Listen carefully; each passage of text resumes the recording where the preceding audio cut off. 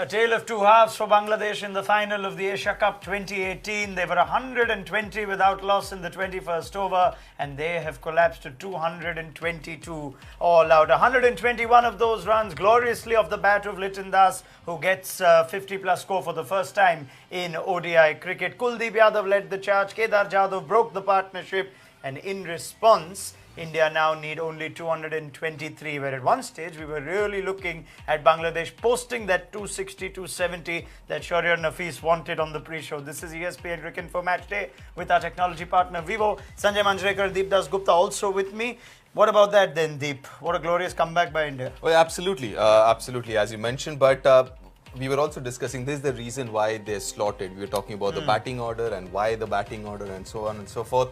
And this is one of the reasons. If you look at the shots that Mushfiqur played, the shot that Mohammedullah played, that kind of tells you why they want to bat at 6 and 4 and all those things. If you have to focus on the second half of that innings, is it India exceptional to claw back or Bangladesh gifting them allowing them to come back into this? I think India exceptional to the clawback because the class of Kuldeep Yadav, he keeps looking for wickets. Even with the second last ball of his spell, he got Mashrafi Murtaza out. So this is a bowler who looks to get wickets. Kedar Jadhav has been a great bonus for India in this tournament. He's bowled 9 overs twice. He's bowled 7 overs once. He's bowled 8 overs once. So he's been that unexpected bonus. Got 2 good wickets today. And we experts always before the match or any batting effort starts, we say a good start is needed. For a big score, you need a good start. There you go. Bangladesh had a good start, but not quite the good score. You know, funny enough, we ended the pre-show on this, Shahryar, that when they lose a couple of wickets, they've got guys like Mushfiqur and Mohammedullah who know how to then resurrect the innings or pick it up from after a little collapse. Today they had the start. What happened? I think some bad shots. When we had a very good start, then we had a very good platform to score a big total. But I think the wickets of Mushfiq and Mohammedullah was very crucial. If these two guys was there, they could have a partnership going and probably would have ended scoring something around 250, 260. But you know, it's always the finish which is important. It's not the start, how you end. That's important, and Bangladesh didn't do well, didn't end in a good note. And that's exactly what we speak of Bangladesh, that whatever happens, they somehow finish well. Okay, I'm going to talk about Liton Das in just a minute. But before that, since we're focusing on a great opportunity lost, we built up the pre-show with Mushfiqur and Mohammedullah. In those two situations, Sanjay, I'd like you to talk about Mushfiqur's choice of shot where he showed the toe end of the bat, you know, about a dozen times, you know, gutted with himself. And I want you, Deep, to talk about Mohammedullah, who also at that time, you know, the crucial sort of stage, where did he get out? 4 for 150 in 32 overs. So Mushfiqur first. Difficult shot to pull off, but this is a guy who's in form. If you look at the ball, I mean, we won't get to see it right now, but the ball was short, but it was very low on bounce, and he was trying to get under the ball and hit it for a 6. I think that is where I think the mistake happened. That's one of the more difficult shots to play when the ball is low and you're trying to hit it up to hit a 6 and mistime it, got a toe end of the bat. So I think a faulty shot. But there was, like Deep mentioned about, you know, when to send Mushfiqur Rahim in when there's a score on the board. Yeah. The ideal time for Mushfiqur was to come when they had that 120 run opening stand at the fall of the first wicket. Deep on Mohammedullah? Before that, can I just add to what Sanjay Bhai said is, start of the show we mentioned how do you stop him. That's how you stop him, because initially in his innings he does not, if he's looking for big hits as an opposition, you're happy, because that's not his game, and that's what exactly happened. He was looking for a big shot there, the way he got out. Talking about Mohammedullah, listen, he was struggling. He's got let me just get 4 of 16. So he's trying to release shot. But my point is, you know, you're batting at number 6, and you know that you don't have too much of tail, so to say, to wag. You're playing with a one batsman shot today. He had that responsibility. He's a senior pro. He could have actually played a few more dot balls, but the idea was to stay there for long, and that's the reason we talk about him unless he's been given the role to go out there and start belting the bowlers and, you know, push the run rate along, but chose the wrong bowler. Kuldeep Yadav is not the bowler to slog against, There are some of the other bowlers. Chahal didn't bowl as well as he could, so he could have gone after him. Maybe the seamer picked the wrong bowler. Okay, last word from you, Shahryar, on Mushfiqur, because then we will focus on Liton Das and how good that innings was. But like we said in the pre-show, Mushfiqur at times, great when he comes in early with a lot of wickets falling because he knows how to build the innings from there. At 136 in the 27th over, you're going at over 5 and over. Is Mushfiqur at times, or is a batsman at times, guilty of not knowing when to take off or how to attack, especially a man of Mushfiqur's temperament? No, I think I don't think so. I think he knows his game very well, and that's why he has been successful. But I totally agree with the panel that yes, when we had a very good partnership, we could have sent Mushfiq because it could have kept the momentum going, and he has been our best batsman in this tournament. So if Mushfiq went there and then Mithun Bangladesh's way, but what happened? Then we sent in.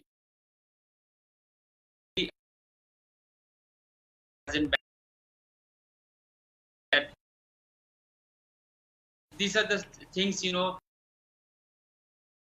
about Bangladesh's batting, but good start.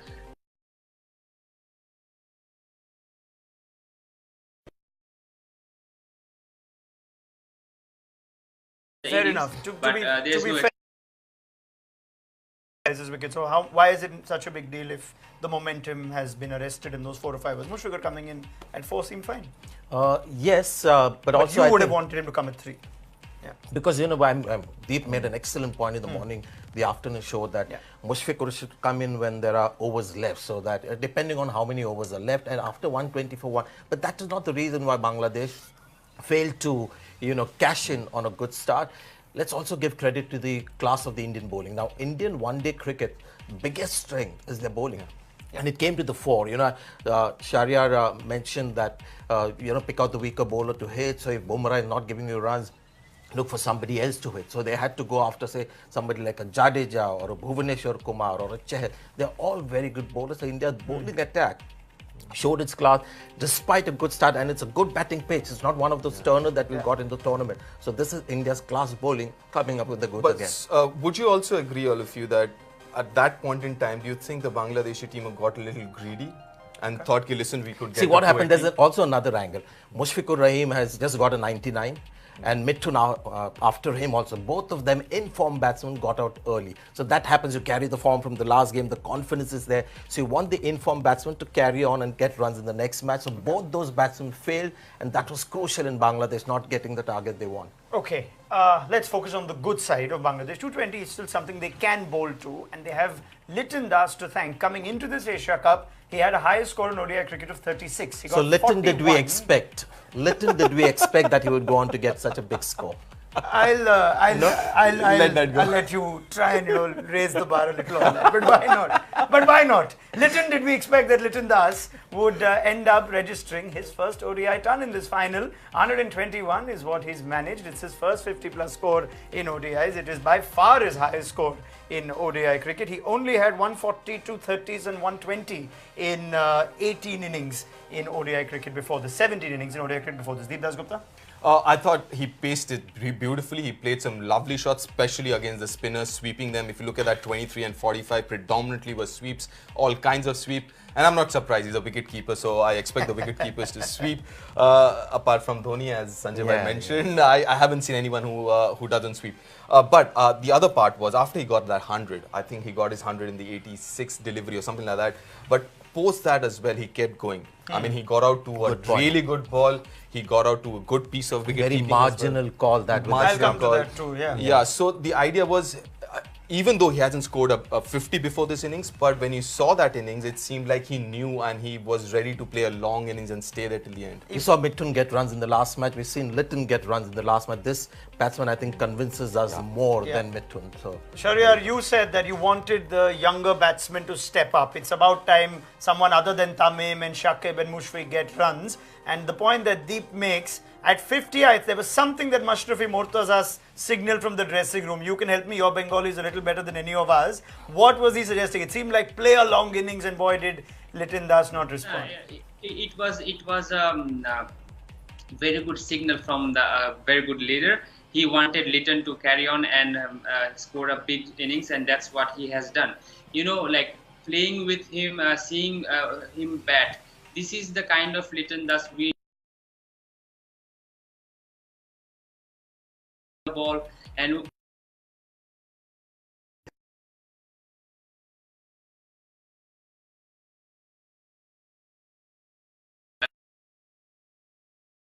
class of this is the technique of Litton Das. He's a very good player.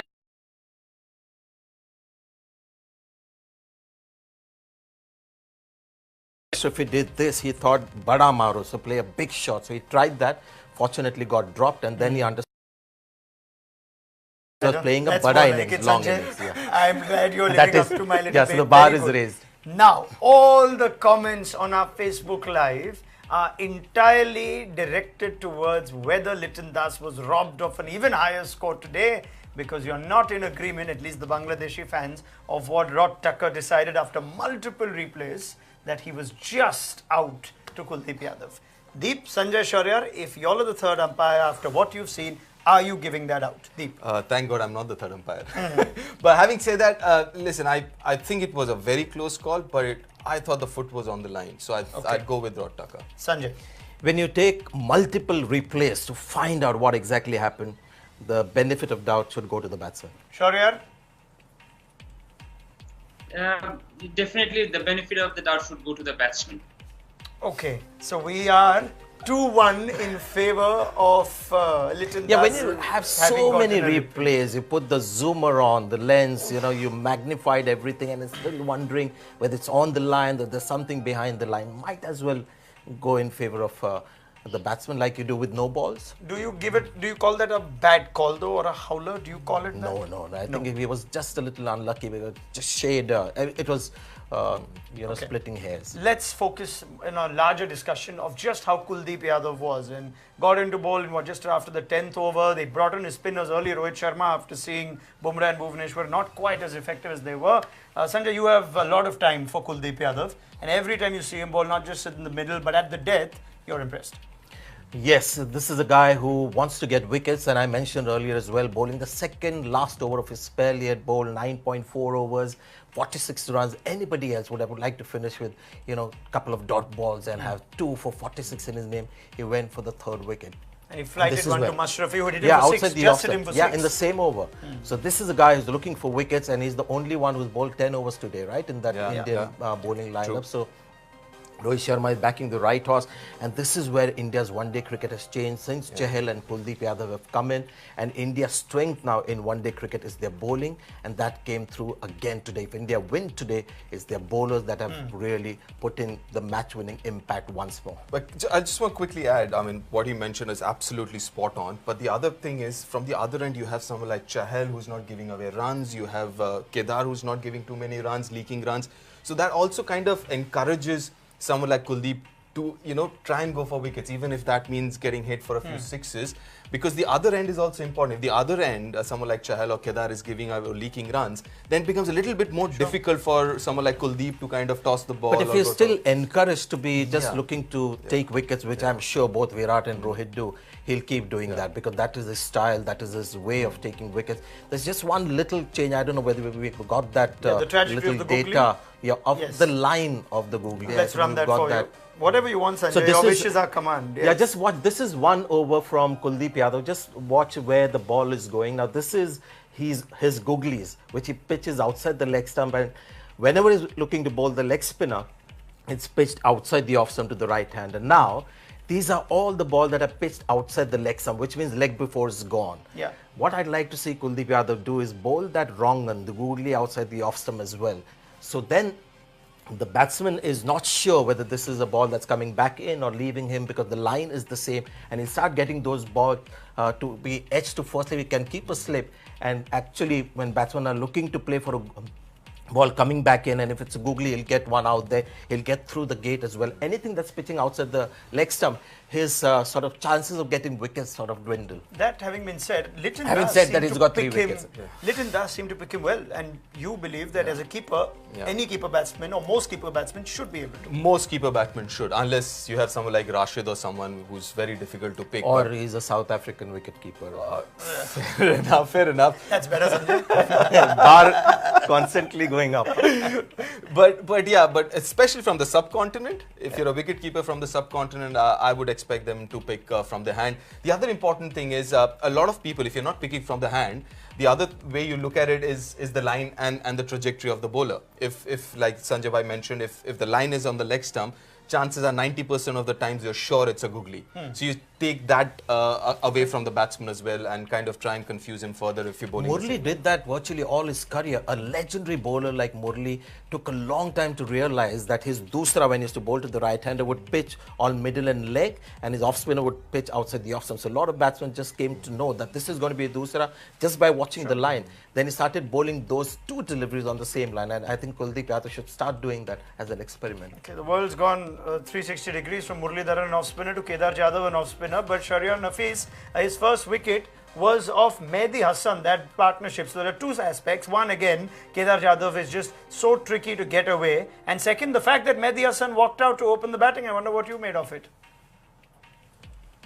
It was a very strange decision, but as soon as he walked into the middle, I knew it was match. It was Mashrafi who took this chance, because he is the guy who takes these chances. We know about Mashrafi, this kind of decisions when we play with him in the domestic. I think what probably he had spoken to Mehdi is just go out there and bat. We are having a bad start, so you don't have any pressure. You could go and bat. You know, Mehdi has always been a good batsman. In under 19, he has batted number 4, But what could be the reason? number 5. Reason probably sometimes Mashrafi does it. You know, sometimes he does this kind of. You cannot intellectually you will not find any reason behind it. Probably it was Instinct, kind of a gamble. Okay. Okay, we're just trying to re-establish the line with Shahryar, and I'm sorry if you're not getting exactly what he's saying, but Shahryar Nafees stating that it was Mashrafi Mortaza, it was typical of him, or at least instinctively of the captain. I was just thinking whether he was worried about the batting. So if they drop added a Mominul little Hassan more, and if you put Mehndi up, that somewhat lengthens the So batting. sort of a order. sacrificial. I've got lamb with Shahryar the back. Shahryar, just word on that. We're just thinking since Mominul was out and Nazmul was in, maybe that would have just given a little more insurance to just lengthen the batting order. I think today we had a decent lineup. The batting order was not that bad. It was a good batting lineup. And what I was saying, Mehdi has been a good batsman in under 19s. He has batted to the bat. Probably at this moment he is not known to. But